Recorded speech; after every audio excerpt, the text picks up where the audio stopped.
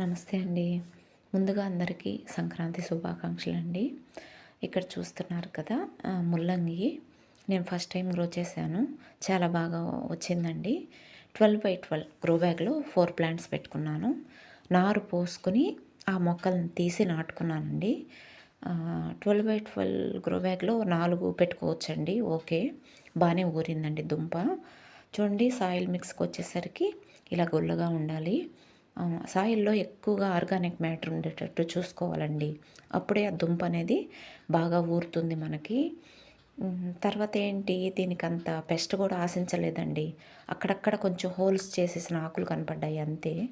చూడండి 30 డేస్ తర్వాత ఇలా రెడీ అయిపోతుందనమాట.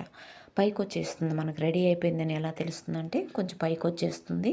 అయితే ఇది షార్ట్ వెరైటీ ముల్లంగి అండి. లాంగ్ వెరైటీ కూడా ఉంటాయి. మనము బయట మార్కెట్‌లో అంతా లాంగ్ వెరైటీసే ఉంటాయి ఎక్కువగా. ఇదేమో షార్ట్ వెరైటీ. దీనికేమో నేను తర్వాత కంపోస్టులు గానీ ఇంకా ఏమీ ఇవ్వలేదండి. ఓన్లీ లిక్విడ్ ఫర్టిలైజర్సే వారానికొకసారి నేను ఒకటి ఇస్తాను కదా! Kitchen waste and fruit peels తోటి అవన్నీ వేసి లిక్విడ్ ఫర్టిలైజరే ఇచ్చాను. అయితే నైట్రోజన్ ఎక్కువగా ఉన్న ఫర్టిలైజర్ మనం ఇవ్వకూడదండి. ఆకులు పెరిగిపోతాయి. చూడండి చక్కగా హార్వెస్ట్ చేసేసుకున్నాను. దీన్ని గ్రో చేసుకోవటం చాలా చాలా ఈజీ. అయితే ఒకటి కట్ చేసి పప్పులో కూడా వేసేసానండి. చాలా చాలా టెండర్‌గా చాలా టేస్టీగా ఉంది. ఇది సంక్రాంతికైతే మాకు కొంచెం పక్కన ఉన్న వాళ్ళకి కొంచెం పంచుదామన్నట్టు ముల్లంగిని హార్వెస్ట్ చేశాను. బిగినర్ ఫ్రెండ్లీ వెజిటబుల్ అని దీన్ని చెప్పొచ్చు.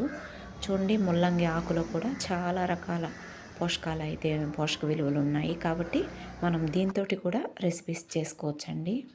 Thank you.